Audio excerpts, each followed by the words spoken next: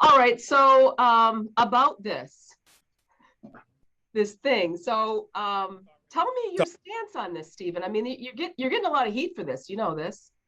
I don't care. I said what I meant. I meant what I said.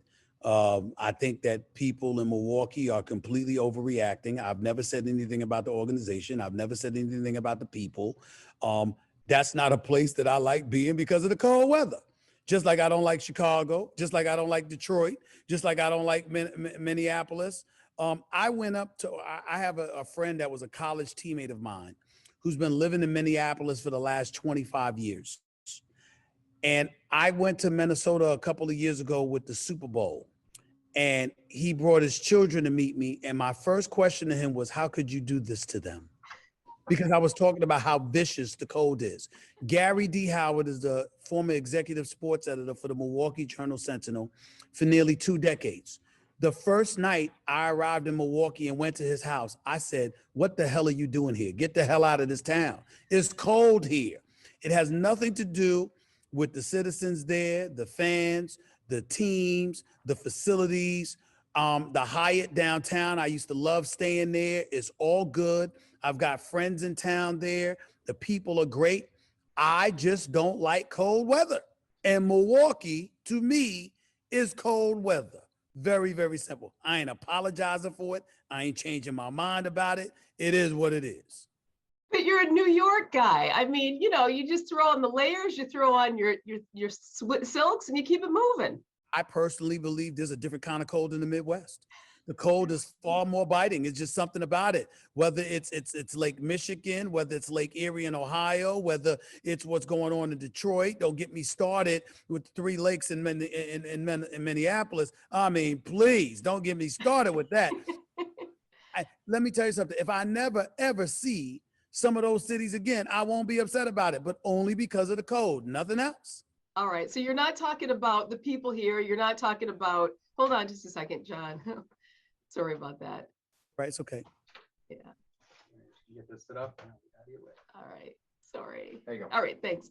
So you're not talking about the people here. You're not talking about our beloved Pfizer Forum. You're not talking about our cheese curds. You're just talking about the weather. Listen, first of all, the Pfizer Forum is fabulous. The owners there took me for a tour of the arena. I think it's an incredible arena. And I love how you see the fans gathered outside watching it during the games. I love what they're doing. It's like LA Live Midwest, because that's what they do outside the Staples Center a lot of time. And it's a real nice popping spot. No question about it. Everything is great. The fans are great. The fans are raucous. The team is obviously a quality team. The organization, new ownership, all of that stuff is true. Until you look up in the skies and it's gray. Until you look at the temperature and it just gets a bit too cold. I mean, it's just depressing. That part is depressing. It makes you don't want to go anywhere. And that's with it. And I'll tell you this, the team itself has no business talking to me, because if they didn't have a new arena, they weren't going to stay there. And the NBA wasn't going to let them stay there. Okay. Remember that. Pfizer, you know, the Pfizer Forum, these guys, they had to have that built. The city had to have that built. Yes, the owners put in their own money. Yeah, they declared they didn't want to take the team out of town and stuff like that. But that team was gone unless new facilities were built, okay? Because their Bradley Center wasn't cutting it. And the NBA was going to make them move, okay? Ain't complaining about the NBA. You got your new arena, don't you? It's comfort, the comfortable confines. It's what matters. And indoors at the Forum, I have no problem with it. The Hyatt and other hotels there, I've got no problems with it. The people there, I love them. I got friends there, okay?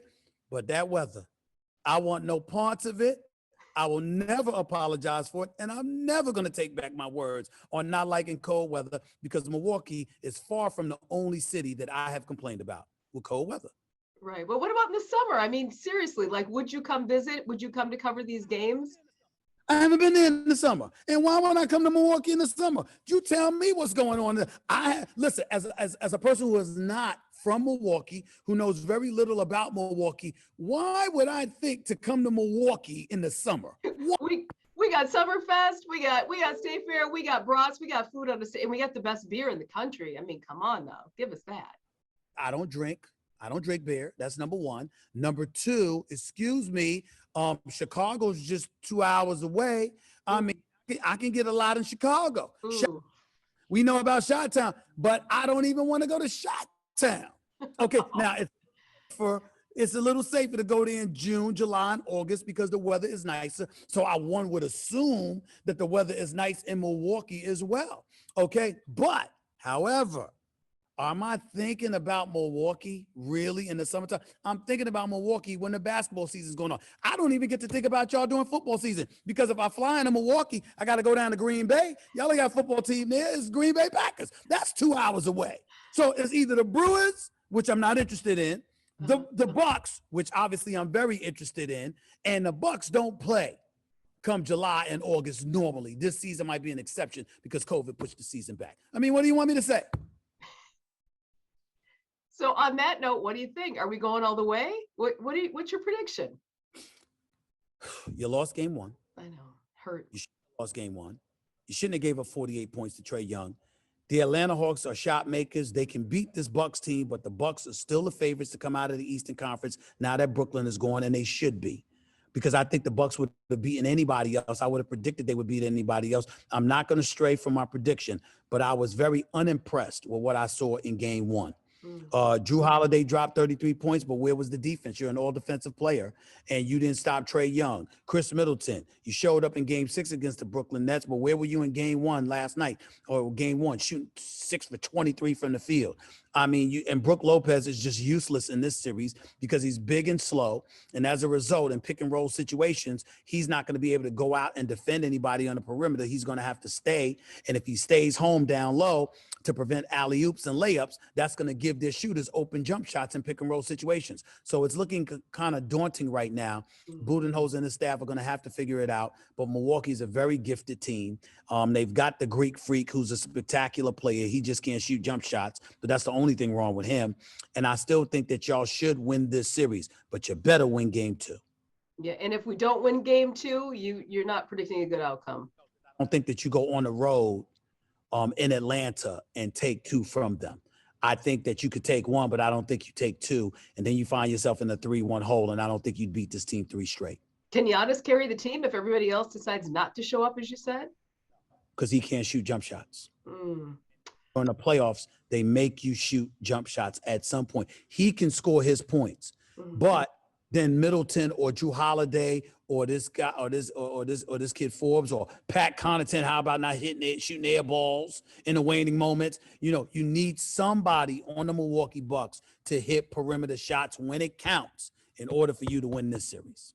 All right. Well, last question. There's this nasty petition going on right now. We have 2,500 signatures of people saying that Stephen Smith shouldn't come to Milwaukee because he hates it so much. What do you say to those people who signed that petition?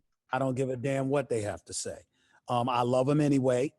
They're human beings. They're American citizens. It's a great city. I'm not knocking the city. I'm not knocking the fans. I'm not knocking the team. If I said anything about those folks, that would be different. Then I would step back. I would humble myself. I would apologize and say, no, that was uncalled for. I never expressed those negative feelings because that's not how I feel about the city. I don't think it's a bad city. I wasn't the one that said it was a terrible city. Those words never came out of my mouth. I said the weather is bad. I was talking about how I'm rooting against Atlanta and the Clippers, and I've never rooted for them this much in my life because I don't want to go where cold weather is. I don't want to wake up in the cold. I don't want to go to sleep in the cold. That's where I stand. That's the only reason I said what I said. And if that warrants an apology, they're going to be waiting for a cold day in hell before I do that. I will not apologize for not liking cold weather. I never have, and I never will.